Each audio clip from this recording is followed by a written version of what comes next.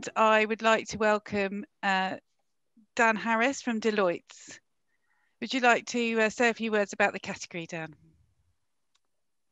Thank you so much. I'd be delighted to. My name's Dan Harris. I'm a director at Deloitte and I lead up Deloitte's neurodiversity program. I'm really excited to present this award today. The Genius of the Year category was created to celebrate all of those coaches, assessors, clinicians, or case managers whose work has gone over and above to support neuro minorities in accessing their inner genius. Now, this was one of the largest categories for nominations, and we saw many amazing stories. And here we're going to look at the nomination reel.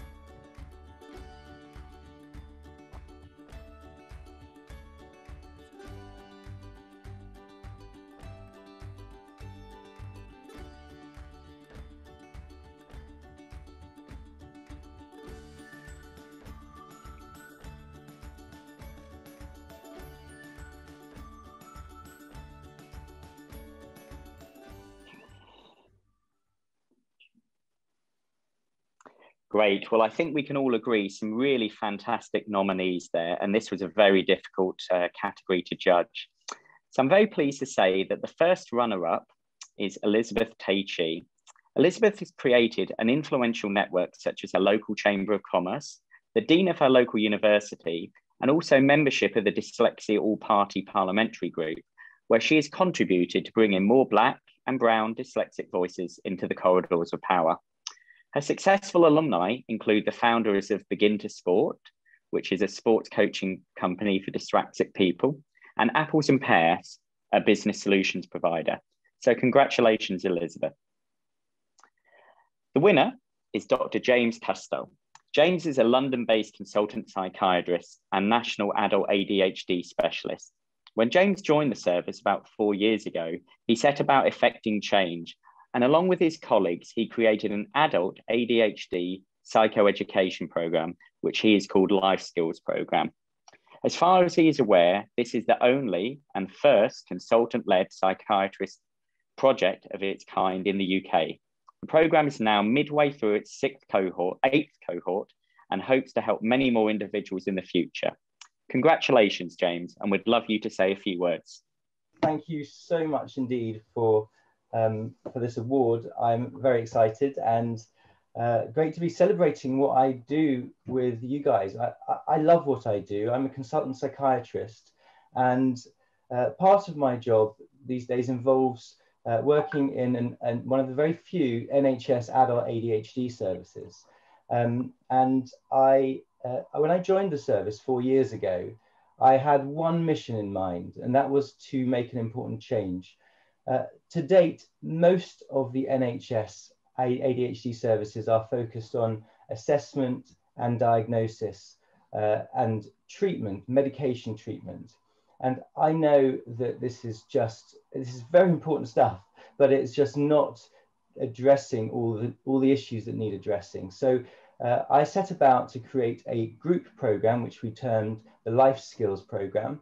And over the last 4 years have built what's been a really successful project. And I need to, right from the start, acknowledge the support of two people in the early days, Poppy Logan, and throughout the whole process to the present day, Shannon Cutting. They've really supported me through this journey. what we do is we run a group program that runs over a period of 3 months. Every week there's 2.5 hours. It was face-to-face, but it's now remote. And there's 10 to 12 adults with ADHD who otherwise wouldn't have had any psychological input whatsoever. And we go on a journey. It's not a drop-in. It's very much not a drop-in. It's an interactive group experience where people, if they join the program, they're joining to work and to make changes. And we set it up in that way that it's really proactive.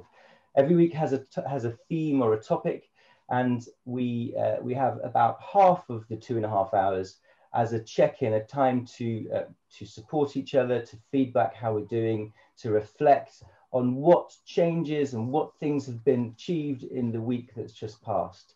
The topics that we have include things like emotional regulation, addressing addictive behaviors. We've got 3 sessions on organizational skills, on self-care and exercise and nutrition. So it's a really holistic approach. And the most important thing about it is that the program is forever being shaped by the participants. And we adapt and mold the program, and every cohort, we've done 8 cohorts since it started, and every cohort is different because it brings in new ideas that the previous group have brought to us. And I want to share one idea from a group that took place this morning, which I was bowled over by, as was everyone else in the group. And so next time we run the program, this will be an example in our handouts and in our worksheets. So one of the chaps in the group said, when he wants to engage his creative process, when he has something that he needs to develop, what he does is he sits down and starts meditating, turns on his voice recorder of his phone for half an hour, and allows free flow of his thoughts to be spoken out to the voice recorder. And at the end of the 30 minutes, he plays it back, standing in front of a big whiteboard, doing a mind map of everything he's said during that 30 minutes, and finds it the most remarkable way of developing an idea. I thought it was amazing, and we're going to integrate that and a whole host of other ideas that were brought to us from our amazing our participants, patients, whatever you want to refer. But it's great, and it's so good to be acknowledged for this project, and thank you very much indeed. Thank you very much, James. It sounds amazing, and I can hear the passion in your voice, and I can see from the messages that really speaks to a lot of people what you're doing. So thank you very much. And big thanks to you, Dan, as well, for coming and presenting the award this afternoon.